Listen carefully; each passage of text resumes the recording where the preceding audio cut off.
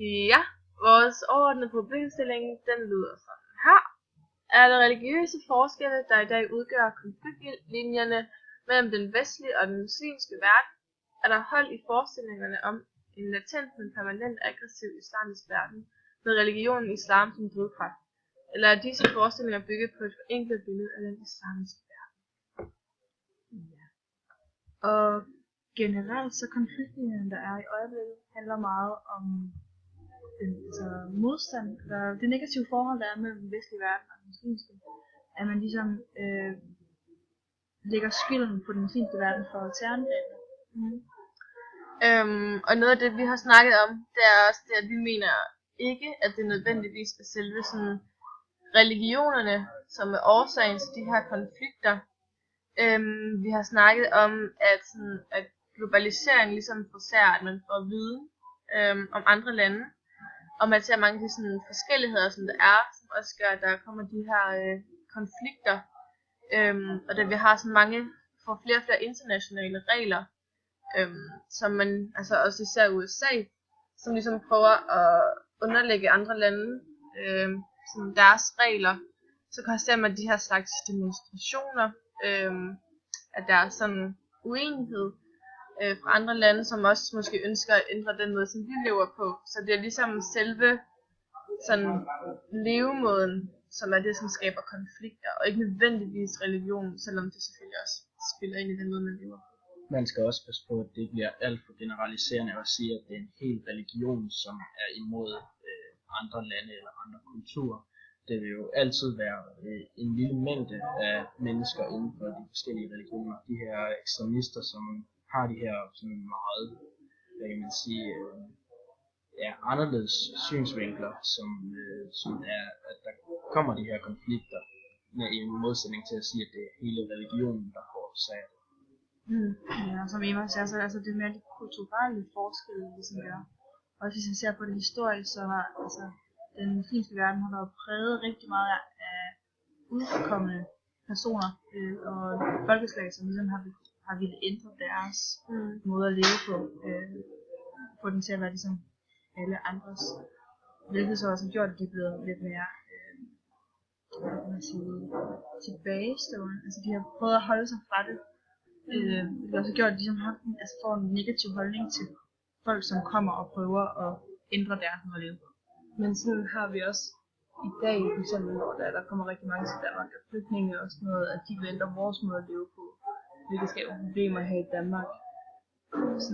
Så det er sådan, de konflikter, vi har stort set her i Danmark, det er egentlig bare, at vi vil beholde den måde, vi lever på, men de vil ikke acceptere den, fordi de kommer fra en anden religion og en anden verden, kan man sige.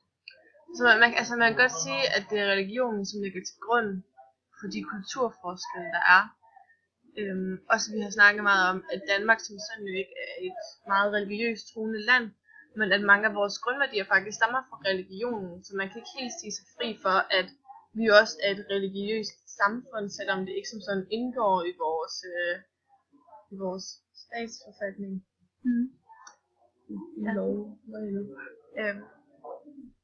Og så snakkede om det med, at om der er hold i forestillingen om en latent, men permanent aggressiv islamisk verden med religionen islam som drivkraft. Og nu har vi haft religion, og jeg synes faktisk, der er rigtig mange sympatiske punkter i islam, men som man ikke rigtig hører noget om, at man hører kun om de sådan, ekstremisternes ligesom fortolkning af islam, og det er ligesom det, der er op at vende. Men det er også den, der kommer i fokus med alle de angreb, der er rundt omkring i verden og sådan noget. Ja.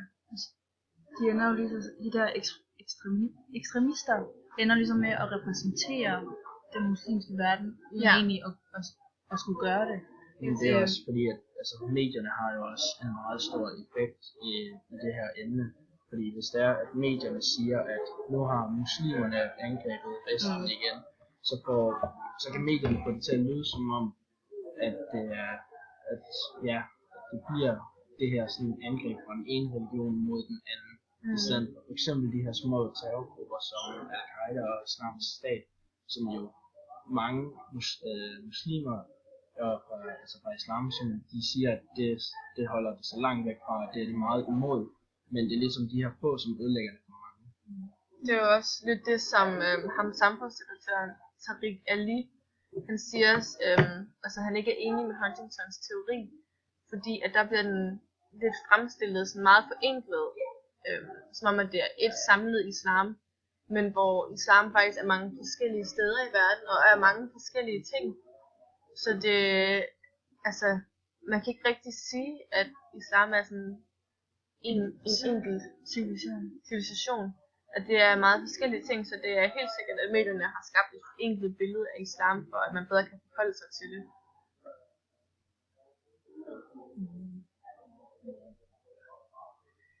Og der er sådan det her, som meget i hvert fald højrefløjen podcast, som hælder til at ligesom se forenklet på islam. Altså den her, se på det med essentialistiske øjne, altså der ligesom er det kernen i islam, som er ond, og derfor er personen, der tilhører religionen også ond.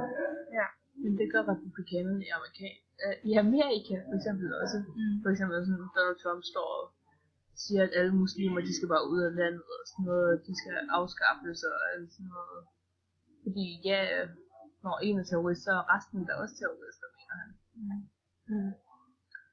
Og så har vi jo læst en tekst 4.9, hvor at det er en politiker fra DF, som udtaler sig om, at de mener ikke, at islam er forenelig med et moderne demokratisk samfund, fordi deres religion ligesom har værdier, som strider imod et sådan samfund. Og der er jo også nogle elementer som i religionen, som faktisk strider imod demokrati, altså alt det her, der er omkring kvindeundertrykkelse, altså sådan mange andre punkter også. Det bliver et meget mandsjournalistisk samfund. Ja, og det er jo ikke demokratisk. Men som de også selv siger, at det kommer også an på, om man er sådan kulturreligiøs.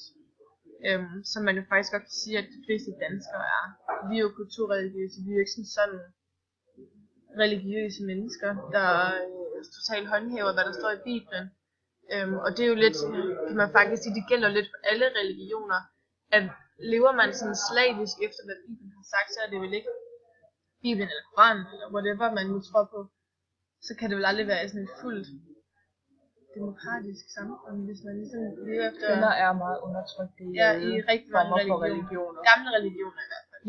Ja. Men der er ikke nogen religioner, der ser mere op til kvinder, end de gør mænd. Så i hvert fald få. Ja, det kan det.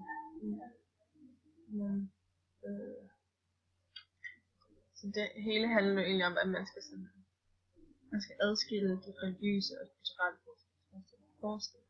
Ja, og at hvis ens religiøse udøvelse ligesom bliver i en overdrevet form, så er det jo klart, at så fungerer det jo ikke i et demokratisk samfund. Lige meget hvilken religion det er.